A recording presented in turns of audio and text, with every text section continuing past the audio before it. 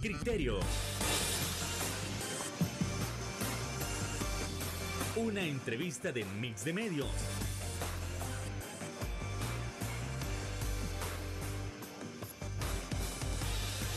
Que aborda frontalmente los problemas de El Salvador con los verdaderos protagonistas y plantea soluciones.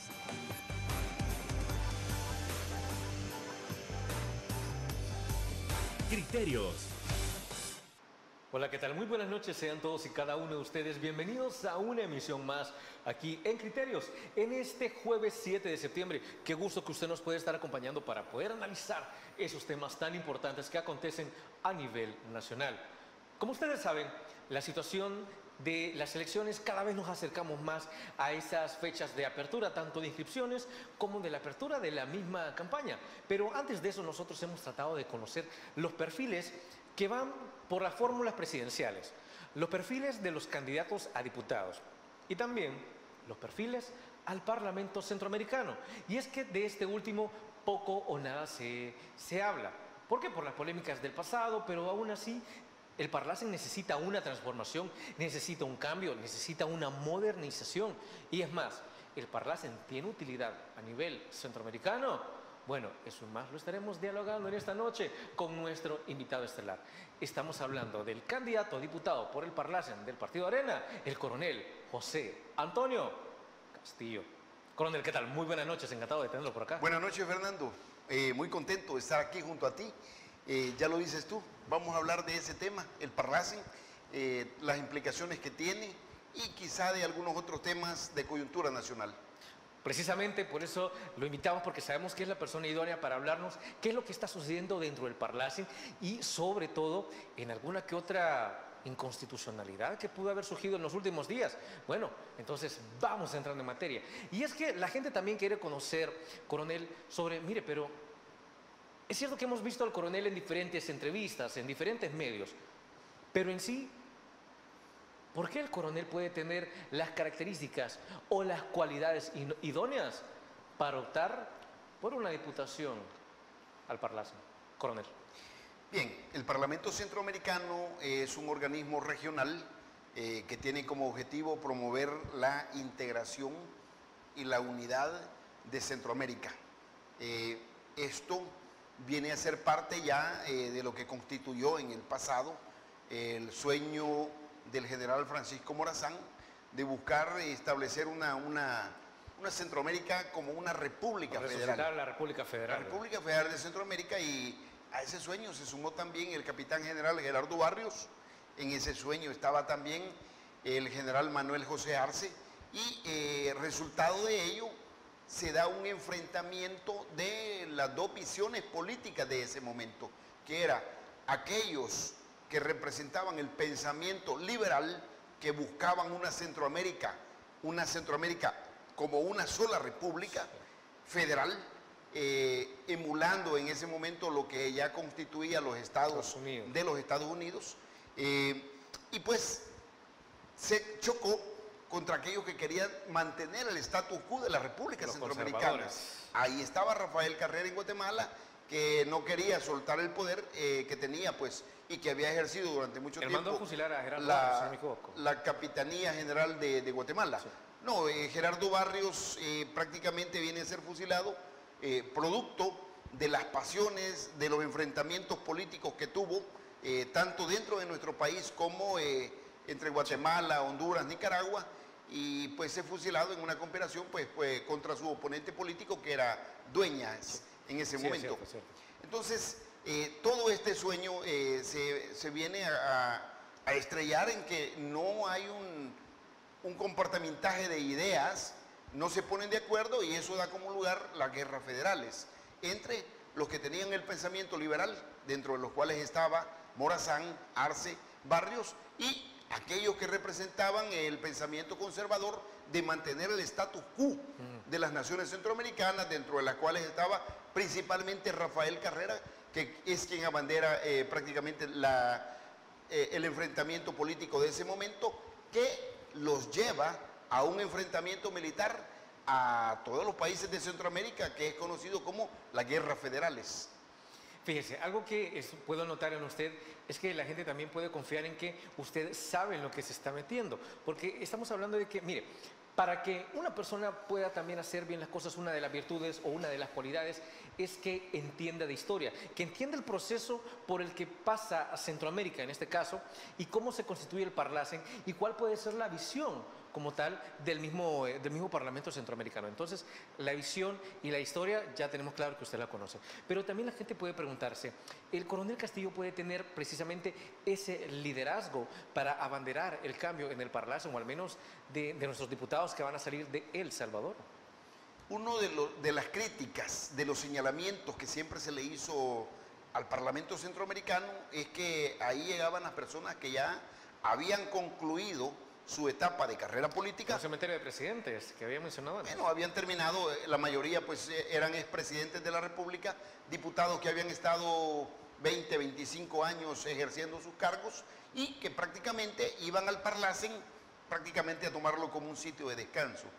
En mi caso particular, pues yo no he ejercido la función pública hasta este momento, no soy un funcionario público, tengo todo el deseo y el conocimiento para, con mis aportes de geopolítica y geoestrategia, impulsar el desarrollo del Parlamento Centroamericano y tenemos algunas iniciativas que en su momento las vamos a dar a conocer, ya que en este momento estamos en un periodo no electoral en el cual no podemos hablar todavía de qué es lo que nosotros proponemos y qué es lo que pensamos implementar, que se puede llegar a hacer buscando el consenso de los demás países de Centroamérica, pero sí, hay iniciativas muy importantes que tienen que ver con un cambio radical en el Parlamento Centroamericano que se traduzca en beneficio de vida de los salvadoreños y de las demás repúblicas de Centroamérica.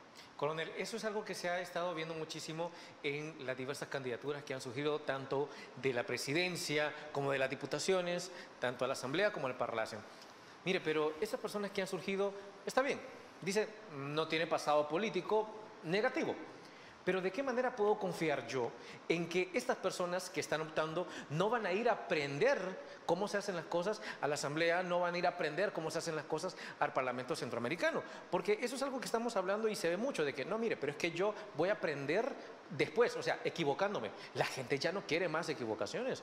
Entonces, con usted la gente puede confiar en que no tiene un pasado oscuro, sí, pero entiende a lo que se va a enfrentar una vez llegue al Parlamento Centroamericano.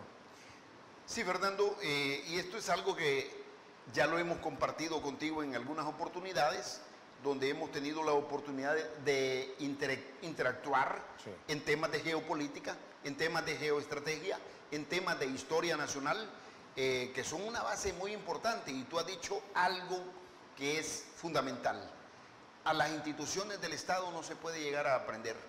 A las instituciones del Estado deben llegar personas que tienen conocimientos sólidos, principios bien fundamentados en la patria y el deseo de hacer las cosas bien, no de la forma como se hayan hecho por diferentes circunstancias, en diferentes facetas sí, en diferentes lugares o regiones y organismos. Entonces, cuando ya nosotros vemos en realidad qué es lo que está pasando, cuando vemos el acercamiento geopolítico y la influencia geopolítica, por ejemplo, para mencionarte, de China, no solamente en la parte del hemisferio centroamericano, en el hemisferio sur de los Estados Unidos, sino también la influencia que puede tener en el Parlamento Centroamericano. China acaba de ser votado como un país que va a ser observador del Parlamento Centroamericano. Esto en función de cómo se está moviendo en este momento la coyuntura política de los países de Centroamérica y a dónde está apuntando la línea de orientación política e ideológica. Bueno, entonces tenemos una influencia geopolítica de China y precisamente hay que ver que nosotros también tenemos que ser detallistas en cuanto a qué países son observadores del Parlamento Centroamericano, porque estamos hablando que deben de ser países que tienen por lo menos un pedigrí de reconocimiento internacional en materia de derechos humanos. Yo vería con mucho recelo ese observatorio que va a realizar China, pero eso es lo que se tiene en este momento. Por eso es necesario que también estemos vigilantes de qué es lo que está pasando en el Parlacen, qué medidas trascendentales se pueden tomar para impulsarlo como un organismo que venga de una vez por todas a dar ese salto que en su momento le costó tanto a Europa, pero que una vez Europa dio ese salto de calidad, benefició mucho a todo lo que es prácticamente Europa al constituirse el euro como tal, al unificarse alrededor del Parlamento Europeo, y vemos cómo esos ejemplos que son muy importantes, no solo dentro del marco de la democracia, sino también del marco del desarrollo económico que pueden tener los países, eso es un ejemplo muy, pero muy valioso para nuestra región. Y por cierto, que hablando de la influencia que está teniendo China en el área centroamericana y específicamente en el sistema de integración centroamericana, sí puede observar, hablando geopolíticamente, que el SICA ya se había tardado demasiado en darle entrada como observador a la República Popular China y tratar de hacer a un lado a China-Taiwán. Sí, esto es parte de la coyuntura geopolítica del movimiento de ajedrez que está haciendo pues en el asiento de Naciones Unidas que tenía Taiwán, sí, y que fue poco a poco desplazado por China. Pues también nosotros estamos dándole seguimiento y observación a eso que está sucediendo, porque también es algo que viene a impactar aquí en la región. Desde luego. Vamos a continuar con este análisis, pero no sin antes irnos a nuestra primera pausa comercial. No nos cambie, regresamos con Criterios.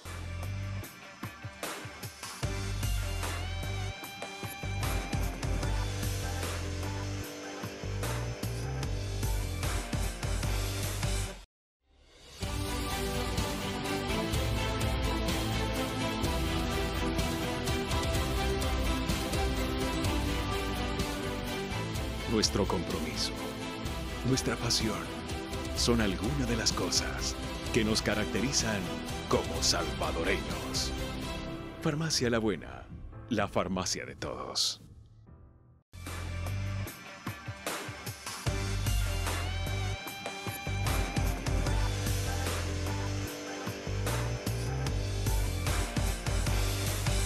Muchísimas gracias por continuar con nosotros, y es que tal cual, como ya analizamos en el primer bloque, el coronel José Antonio Castillo, candidato a diputado por el Parlamento Centroamericano del Partido Arena, está comprometido con la visión que se tiene de una unidad, de una unión centroamericana. Pero eso no implica que dejemos de lado todas esas interrogantes, esas dudas que la gente puede tener. Y es que una duda histórica es esta: ¿para qué sirve el Parlamento Centroamericano? Históricamente realmente nos ha ayudado, ha tenido decisiones vinculantes. ¿De verdad se puede hacer algo desde el Parlacen por Centroamérica y por nuestro país? Bueno, analicémoslo. Coronel. Si de entrada nos ponemos a evaluar el tema económico, que es un tema que debe preocuparnos fundamentalmente a nosotros como país, porque en este momento y con la última actualización que se ha hecho del crecimiento económico de Centroamérica, vemos cómo Panamá está creciendo al 5%, ya contrajo el crecimiento económico Panamá, que venía de crecer hasta un 6%, Guatemala, que está creciendo un 3.9% aproximadamente, Honduras también está creciendo un 3 tanto por ciento, Nicaragua, que está arriba del 3%, y Costa Rica, que también casi alcanza el 4%, El Salvador está rezagado, porque El Salvador tiene un crecimiento del 0.8%, que se estima que pueda crecer muy probablemente hasta un 2.1% al finalizar el año. ¿Qué pasaría, por ejemplo, si todo el Producto Interno Bruto que representa Centroamérica pudiese vender al mercado? Nosotros, por la posición geográfica que tiene Centroamérica, es privilegiada para lograr la comercialización con todos los países del mundo. Y si a eso le agregamos nosotros que podemos hacer uso de esa venta, ya no vender con cada país de una forma independiente, entonces estaríamos obteniendo mayores réditos a nivel internacional que se traducirían en el crecimiento del Producto Interno Bruto centroamericano.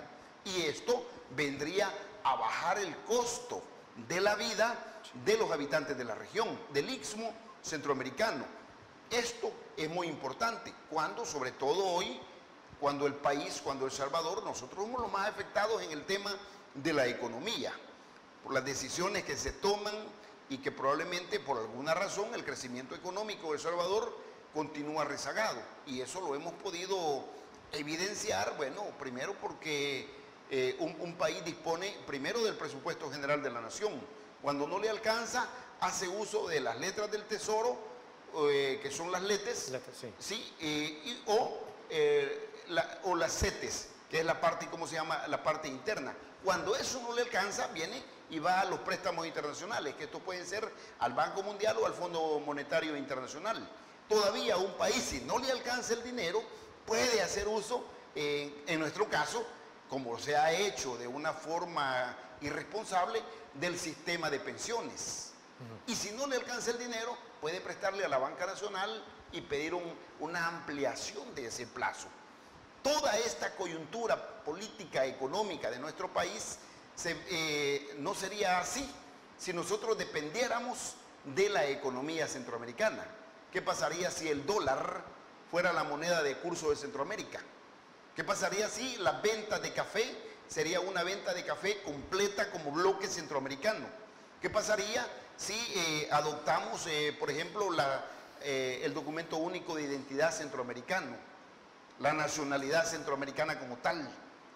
Entonces, toda esta visión geopolítica puede ser implementada y desde luego para ello es necesario que exista conciencia política, y por eso es muy importante que los electores en cada país sepan a quién están llevando al Parlamento Centroamericano. Lo primero, y como tú lo dices muy bien, una persona lo que debe de tener es el conocimiento.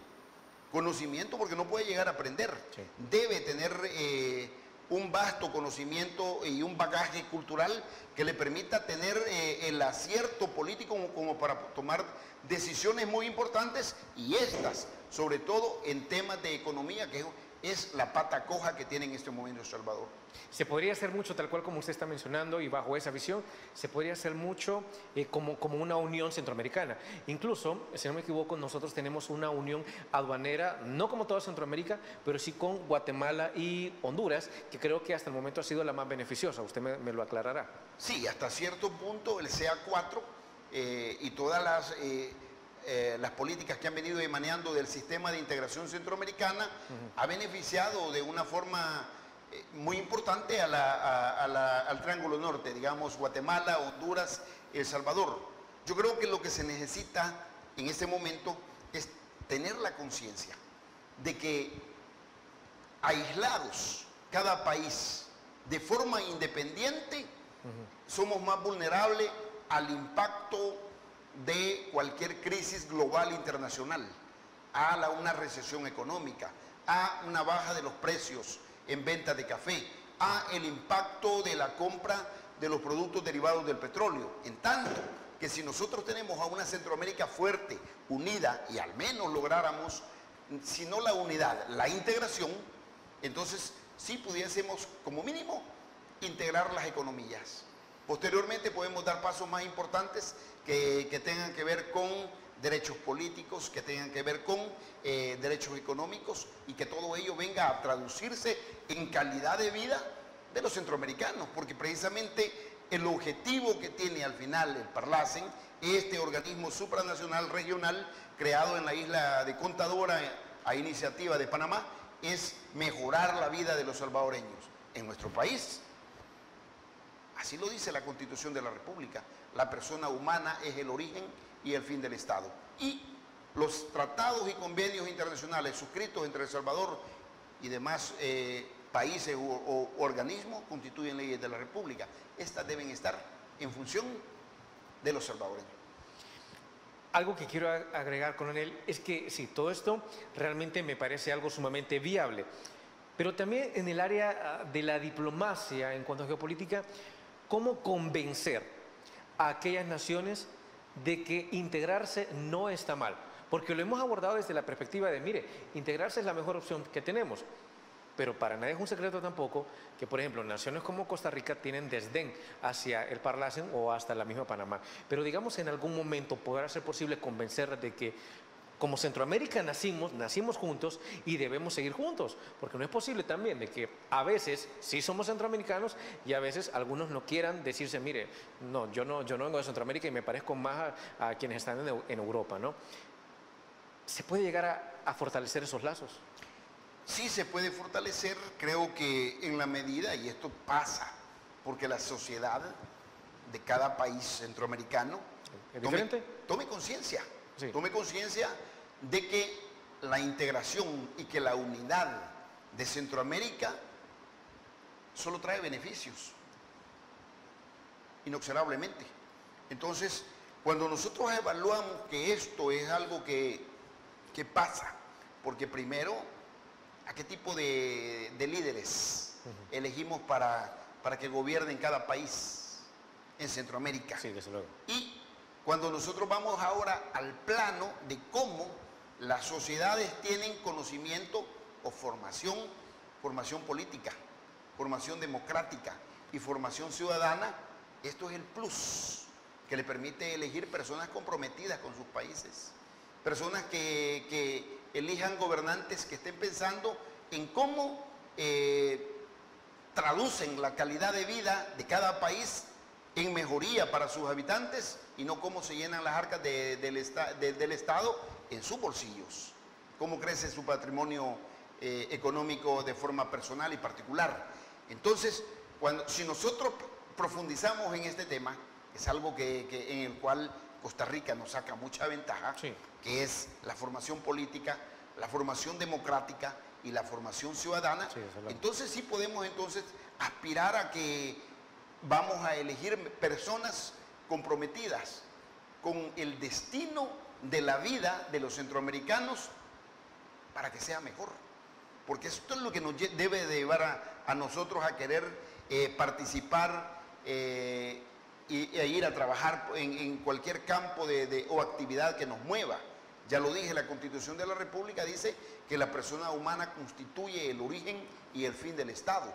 Y eso, si la persona humana es el origen y fin del Estado, todos los estados del Istmo Centroamericano deben crear las condiciones como para fortalecer de manera tal que ese ideario político plasmado en la Constitución de la República, en este caso de El Salvador, se convierte en una realidad. Lo que estamos viendo en nuestro país ahora no es algo fácil. La economía en este momento está pasando por un momento muy difícil. La encuesta de propósitos múltiples dice que 1.8 millones de salvadoreños han caído en la pobreza, que algunas personas están comiendo 2 veces al día, y esto es de fuentes de gobierno. Entonces, ¿cómo hacer para que esto podamos atender esos problemas graves que tiene Centroamérica, que tiene El Salvador, que tiene Honduras, que tiene Guatemala? Hombre, integrándonos como Centroamérica, fortaleciendo los lazos de Centroamérica, pasando sobre todo porque Centroamérica tenga un desarrollo democrático, que vaya abrogándose poco a poco cualquier estilo de dictadura en la región, y probablemente por ahí vienen algunas cuestiones que se adoptan. Por ejemplo, Nicaragua en este momento está pasando por una situación compleja. El Salvador tiene su propia peculiaridad, y Honduras está viviendo un proceso de evolución que estamos observando de una forma muy delicada. Guatemala viene saliendo de un proceso electoral, pero todo esto, repito yo, pasa porque los ciudadanos tengan conocimiento de a quién eligen, y que a las personas que eligen llegue a representarlos para que les mejore la calidad de vida, no para que sea peor. Desde luego, precisamente, y que todos los beneficios sean para la ciudadanía de El Salvador y de Centroamérica. Pausa y regresamos.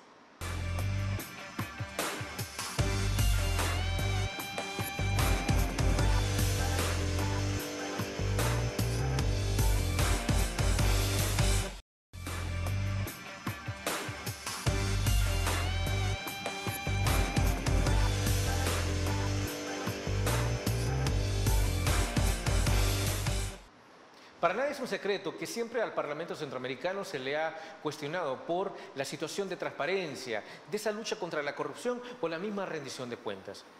Pero en este caso sí se puede fortalecer. Estamos hablando de un hombre, de un candidato que está comprometido con aumentar los niveles de transparencia, como debe ser dentro del Parlamento Centroamericano. Coronel.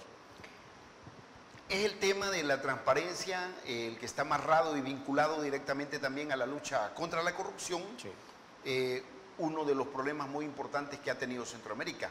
Acaban de condenar a 8 años de cárcel al expresidente Otto Pérez Molina en Guatemala, tema de corrupción. Se habían tardado. ¿Sí? Tema de corrupción y narcotráfico en Honduras. Se llevan a un expresidente de la República que quitó a la Fiscalía, quitó al director de la Policía, quitó la Sala de lo Constitucional, cambió la Corte Suprema de Justicia y se reeligió en Honduras violando la Constitución. No obstante, la Constitución de Honduras le decía que no podía reelegirse, se reeligió. Hoy está preso. Entonces, todo este esfuerzo de fortalecer los mecanismos de transparencia que vengan a luchar contra la corrupción, es a ello a lo que le debemos apostar. Sobre todo, con todo el abolengo que tenemos nosotros de conocimiento de casos de corrupción, de gobiernos del pasado, de todo tipo, en el cual han saqueado las arcas del erario público de una forma completamente voraz, de una forma tal que no puede ser perdonada. Es por eso que ahora la mayoría de salvadoreños escucharon en campaña y vieron, ellos escucharon en campaña una frase muy importante que dijeron: el dinero alcanza cuando nadie se lo roba. Ah, ok. ¿Y alcanza ahorita? No, ahora es cuando menos no alcanza. O sea, ya pasó por todos los niveles en los cuales el dinero ya no alcanza. O sea, está tomando fondos ya de fondos de pensiones, fondos de la banca, que son los dineros de los ahorrantes. Coronel, parte de la coyuntura, pero igual, ahorita que usted está hablando sobre de dónde se está tomando dinero o qué es lo que se está queriendo ahorrar para que el dinero en efecto alcance. La situación de la desaparición de Injuve, la situación de la desaparición de INSAFORP puede responder a ahorrar, ¿no? O a intentar sacar recursos porque se están agotando en las demás arcas del Estado. ¿O eso es totalmente falso? Bueno, el dinero de Injuve, el dinero de INSAFORP, que te digo, INSAFORP, cuánto joven de escasos recursos económicos fue formado profesionalmente para ir a abrirse al mundo, a la vida y luchar como un profesional, y ahora desaparece. Esos fondos van a pasar de nuevo a las arcas del Estado, pero sabemos que dentro de las arcas del Estado, precisamente, no está alcanzando el dinero, no hay dinero. Entonces, probablemente esto se convierte en un refuerzo. Y no existe ahora, no alcanza el dinero, no obstante, no se paga el FODES. Son como 1.400 millones de dólares que ya no se paga. No se está pagando la deuda de fondos de pensiones. Son 500 millones que no se van a pagar durante 4 años. No se está dando programas sociales como el vaso de leche, aun cuando se ha despedido una gran cantidad de personas. Entonces, regresando a la pregunta que me hacías, el tema de la transparencia y de la lucha contra la corrupción no puede estar vinculado a decisiones políticas que impongan reserva sobre aspectos que los salvadoreños deben conocer. ¿Cómo se gasta el dinero de los salvadoreños? Reserva total. ¿Cómo se sabe si los diputados están viajando a los Estados Unidos y cuántos van? Ellos han mencionado que es con reserva dinero, total. Ellos han mencionado que es con dinero propio, pero mencionan ellos, no se puede verificar todavía. ¿Cómo podemos comprobar si es con dinero propio? Bueno, poniéndolo en el portal de transparencia. Pero como tiene reserva total, como los gastos de la pandemia tienen reserva total, entonces, ¿con qué vamos a saltar? Muy probablemente acaba de surgir una investigación periodística en la cual se ve cómo la recién creada Dirección de Obras Municipales repartió cientos de millones de dinero a empresas ligadas a la corrupción, ligadas a un partido político, ligadas al oficialismo y a empresas que no tenían ni siquiera el capital económico suficiente para desarrollar obras. Eso va a ser un tema que probablemente va a abordarse en otra oportunidad, porque es un tema muy amplio, que es un tema que está vinculado siempre a la corrupción y a la transparencia, pero es algo que los salvadoreños deben de saber. A ver, coronel, algo que a muchísima gente le llama la atención es la visión que usted tiene de país y la manera en que usted trata de analizar esas temáticas. Estamos hablando de transparencia, estamos hablando de corrupción también, y sobre la idea de qué manera desaparece Injuve, de qué manera desaparece INSAFORP para crear una dirección integral para la reducción de la pobreza, se menciona. Pero si hablamos de ahorrar, ese fue una de las ideas o una de las premisas con las que entra la idea de reducir la cantidad de municipios de 262 a simplemente 44. Pero en todo caso podríamos afirmar dos cosas. Primero, en efecto es para un ahorro en el gasto público, o esto tiene otra connotación que no tiene que ver precisamente con transparencia. Coronel. Bueno, cuando se toma la decisión de abrogar los 262 municipios y a través del decreto 762 se emite la ley especial para la reestructuración municipal, aquí nosotros observamos que habían algunas graves falencias tanto de forma como de fondo. Primero, porque la pieza de correspondencia no fue debatida con los consejos municipales, con las alcaldías de los 262 municipios. Segundo, porque no se hicieron cabildos abiertos para conocer la opinión de los ciudadanos en cada municipio, si estaban de acuerdo en que se le quite el municipio. ¿Por qué razón? Porque la Constitución de la República establece que los funcionarios no tienen facultades más allá de los que la ley les da expresamente.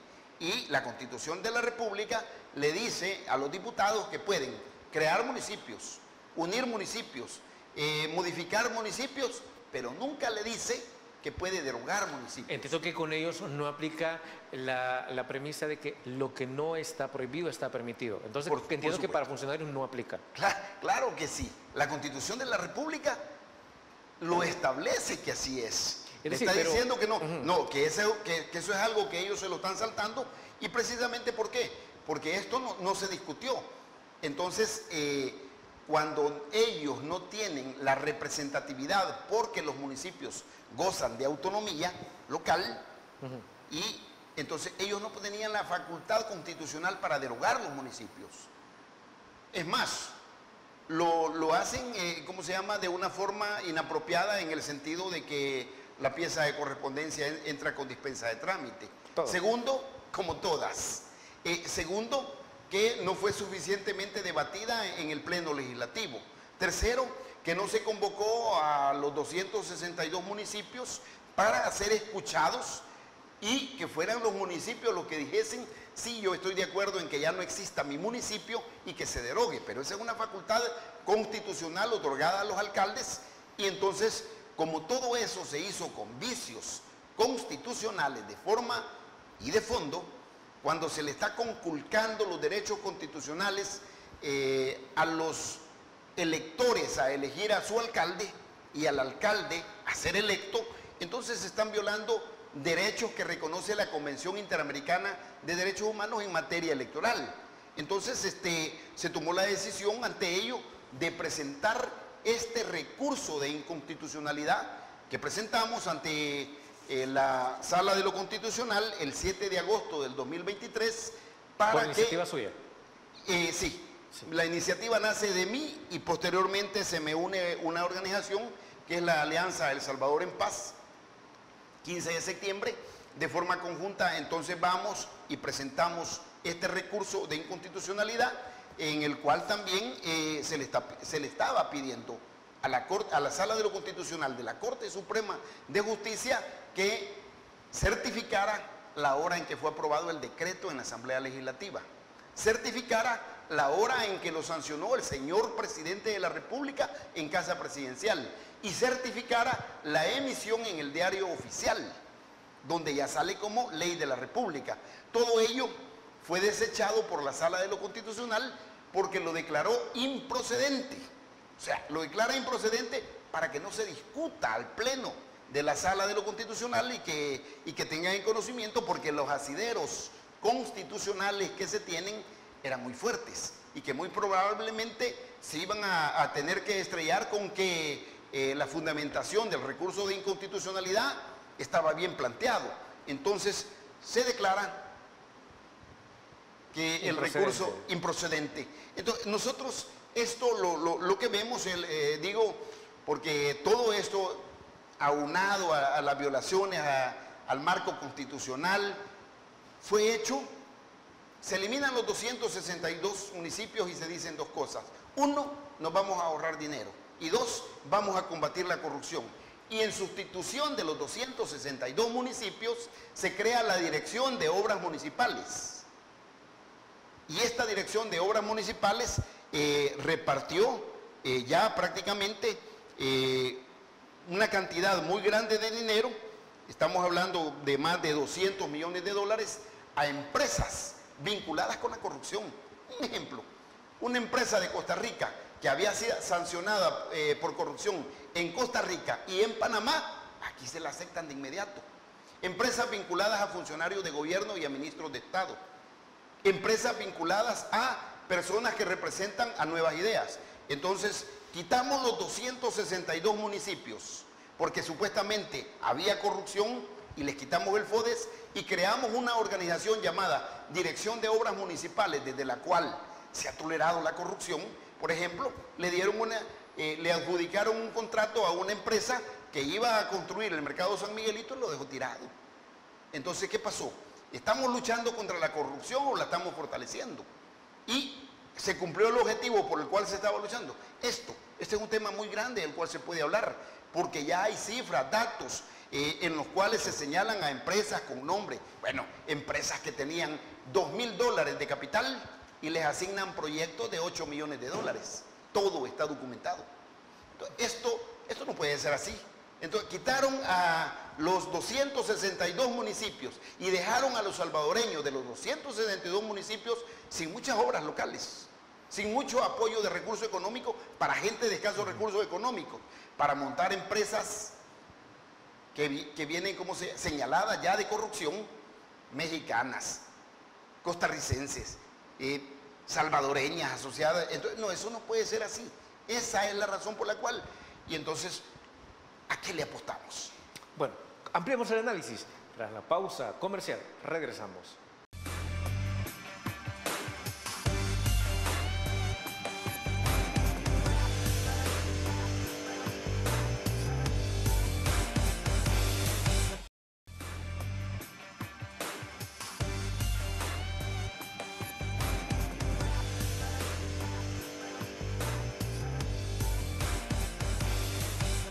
Ya que se habla muchísimo sobre la transparencia y la lucha contra la corrupción, con respecto a lo que ha sido la reducción de municipios, no podemos dejar de lado las palabras del oficialismo, como tal del presidente y de la bancada CIAN, respecto a que la reducción de municipios responde también a la idea de luchar contra la corrupción. Entonces, porque mencionan, mire, pero es que detectamos demasiadas inconsistencias en muchísimas alcaldías. Entonces es mejor tenerlas más centralizadas para poder tener una mayor factibilidad para auditarlas. Porque de esa manera, entonces los niveles de corrupción se reducen totalmente. Coronel Castillo, ¿qué responde ante este argumento de la misma banca o del oficialismo en general? Bueno, yo creo que un aspecto bien importante y que ya lo conoce la ciudadanía es que en este momento no se puede tener acceso a la información pública de cómo se está ejecutando los fondos asignados por el Estado a las diferentes instituciones del Estado. Sí, eso es algo que en la mayoría de casos o no está en el portal de transparencia lo importante o tiene reserva total. Entonces, una investigación periodística que yo mencionaba dice lo siguiente, que en El Salvador se le quitó los fondos para el desarrollo a las municipalidades del país para crear una entidad que desde el Ejecutivo decide a qué proyectos va a impulsar, dónde los va a impulsar, y el argumento del cambio de modelo fue la lucha contra la corrupción. Pero la verdad es que cuando ya nosotros vamos a a la realidad, la Dirección de Obras Municipales, por ejemplo, lo dice la investigación, entre las empresas ganadoras también hay un grupo de invitados VIP que se llevaron en conjunto el 53% de todo el pastel. Eso estamos hablando de 178 millones de dólares. Y una de estas empresas que destaca es la empresa MECO, que es una empresa que ha sido procesada por 2 casos de corrupción, uno en Costa Rica y el otro en Panamá, supuestamente por pagar sobornos para conseguir contratos de obras públicas. Esas están acá. Se contrata empresa, por ejemplo, la empresa que deja tirado el mercado municipal de San Miguelito. Empresas con capital mexicano, muchas. Empresas, otras ligadas a gente que está como han sido los fundadores del partido Nuevas Ideas. Entonces, cuando se ve todo esto y cuando se ve que toda esta información, cómo ha fluido de una forma tal de que nos vamos dando cuenta que muchos de los contratos terminaron en incumplimientos, esto porque no tenían la garantía de cómo ejecutar las obras. Pero entonces también nos podríamos encontrar en el mismo riesgo de que las obras que posiblemente se les vayan a asignar de igual manera las puedan dejar inconclusas. ¿No es así? Ese es el caso, por ejemplo, de la empresa ligada al empresario Tobar, que ganó un contrato por 3.3 millones de dólares y que posteriormente tuvo que dejar, ¿cómo se llama?, el contrato a medias, porque esta persona fue procesada por corrupción, corrupción que tenía que ver con el tema de la Comisión Ejecutiva Portuaria Autónoma. Entonces, cuando nosotros nos damos cuenta de todo este berenjenal, nos preguntamos, ¿en realidad era esta la razón por la cual se iba, bajo el argumento de combatir la corrupción de las 262 municipalidades que tenían FODES, a sustituirlas por un ente que prácticamente allí lo que navega, ¿cómo se llama?, son aspectos relacionados con corrupción, a tal grado que era tanta la presión que ya había que el presidente de la Dirección de Obras Municipales tuvo que renunciar. Sí. Totalmente. Es decir, entonces, de esa manera se puede refutar a la narrativa de que la reducción no responde a un combate contra la corrupción, tanto de años anteriores, como a una ineficacia en la idea de implementar proyectos para sacar hacia el desarrollo a cada uno de los municipios. No, yo creo que no. Y que esto, pues la verdad, ya tenemos experiencia de cómo se ha tratado a veces de tomar decisiones que, siendo equivocadas, han venido a dañar más a los salvadoreños. Por ejemplo, ¿qué va a provocar que desaparezcan 262 municipios? Va a provocar que entre 150.000 a 200.000 salvadoreños queden sin empleo, queden sin trabajo, incrementando la crisis alimentaria que ya tiene El Salvador. No solamente va a provocar eso, pues también va a provocar de que los que resulten electos de los municipios, 44 municipios creados, no tengan la capacidad como para llevar el desarrollo local a los otros municipios, ya que la ley dice que les están asignando un personal que es muy mínimo para llevar el desarrollo y para sacar adelante a un municipio como tal. Entonces, es por esa razón de que nosotros presentamos el recurso de inconstitucionalidad, lamentablemente, y de una forma express. Hoy sí fue solucionado por la Sala de lo Constitucional y considero que el recurso era improcedente. Lo mejor era haberle dado entrada y que fueran los magistrados de Sala de lo Constitucional quienes determinaran si era inconstitucional o no. Entonces, en resumen, coronel, esta situación de los municipios no responde a una situación de un ahorro del gasto público, sino entonces ¿a qué? ¿A una mejor administración del Estado o a una mayor concentración del poder? Yo sí considero que esto va a permitir una mayor concentración del poder con una discrecionalidad tal que es el poder el que decide a quién le adjudica el desarrollo y a quién no. Ya en el pasado hemos visto estas prácticas. Voy a citar un ejemplo muy concreto. Bienvenido sea. En el pasado, el tambo de gas a los salvadoreños les costaba $5 y lo pagaba el más pobre de los pobres y lo pagaba el más millonario de los millonarios. Entonces vino un gobierno y dijo, no, aquí esto hay que focalizarlo. Y vamos a crear un ente que se llama SEDES para que la focalización del subsidio le permita que este subsidio llegue solamente a los que deben llegar, que son los más pobres. ¿No fue Mauricio Funes el que Sí, implementó? sí. ¿Y qué hicieron? Hicieron que convirtieron las sedes, crearon un aparato que se burocratizó y al final, ¿en qué terminó? Que el subsidio financiado, que costaba $5 para todos los salvadoreños, costaba $62 millones en el presupuesto general de la nación. Ya con el subsidio que no le llegó a la clase media, porque fue hecho en función de cuánto gastaba de energía eléctrica, y si gastaba más de 100 watts ya no tenía subsidio, ya no le llegó a la clase media para arriba, que es clase media, que es la que sostiene a un país, y costó después $120 millones. Esas son políticas y decisiones equivocadas, y espero que esperamos ver que el funcionamiento de la obra municipal hoy, a través de la Dirección de Obras Municipales, se traduzca en el desarrollo local. ¿Por qué?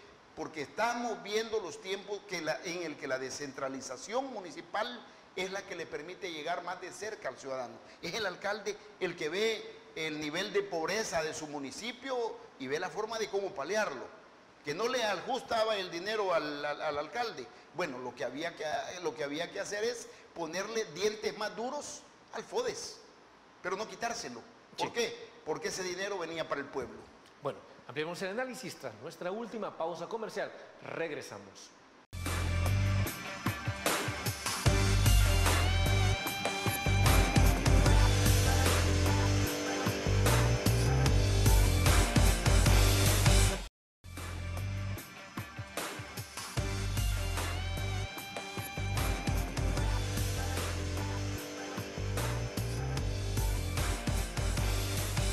A fin de cuentas, habiendo escuchado la visión del coronel José Antonio Castillo y su anhelo de llegar al Parlamento Centroamericano para realizar transformaciones realmente eficaces, y habiendo conocido su visión sobre la situación de transparencia, la situación de corrupción, la importancia de la rendición de cuentas, ¿qué es lo que le espera el candidato para los próximos meses rumbo a las elecciones 2024? Coronel. Bueno, en lo que viene quedando ya para la convocatoria y ya el banderillazo de salida para ir ya a hacer trabajo territorial completo, pidiendo el voto, lo que le espera es continuar conociendo los problemas que tienen los ciudadanos. Estamos visitando todos los municipios, ya estuvimos en Aguachapán, ya estuvimos en Chalatenango, recientemente hemos estado en Apopa, también hemos estado en San Martín. Y estamos escuchando cosas muy importantes de la ciudadanía. Hay un clamor porque primeramente ellos se sienten abandonados por los alcaldes en cada municipio. Ellos dicen no hay alcalde, no que no exista el alcalde, sino que está desaparecido. Aquí no gobierna. No puede hacer nada. El alcalde pues no tiene los recursos para hacerlo. Sí. Entonces lo que espera es continuar desarrollando trabajo territorial, continuar escuchando a todos los salvadoreños en los 262 municipios, continuar luchando porque regresen los 262 municipios y que los salvadoreños tomen conciencia que solo ellos son los que tienen la decisión hoy en la mano para revocar esa decisión, y ellos sabrán cómo hacerlo. Entonces, lo que nos espera es continuar trabajando, seguir abriendo el camino que ya se inició y continuar en esta lucha política en la cual estamos decididos a continuar haciendo los esfuerzos necesarios para que en El Salvador se fortalezca la democracia y que permita a nuestros ciudadanos que tengan una mejor calidad de vida. Y desde luego que los beneficios sean para la ciudadanía. Coronel, se nos ha terminado el tiempo, pero no nos vamos sin antes agradecerle por haber traído sus criterios sobre cómo está el Parlamento Centroamericano y sobre la coyuntura nacional. Muchas gracias, Fernando, por esta oportunidad. Espero que no sea la última. Vamos a continuar hablando de estos temas. Hemos sido muy enfáticos y muy claros en en expresar lo que nosotros vemos y pensamos. Somos prácticamente los portavoces de los ciudadanos de lo que ellos no pueden hablar y esperamos continuar haciéndolo de esta manera. Así sea, coronel. Amigos y amigas televidentes, gracias por habernos sintonizado una vez más. Como siempre, recuerden que el criterio más importante siempre lo va a tener usted. Que descanse. Feliz noche. Criterio. Una entrevista de Mix de Medios.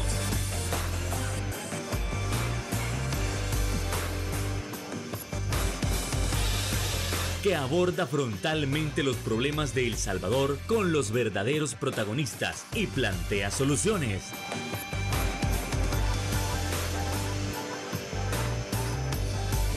Criterios.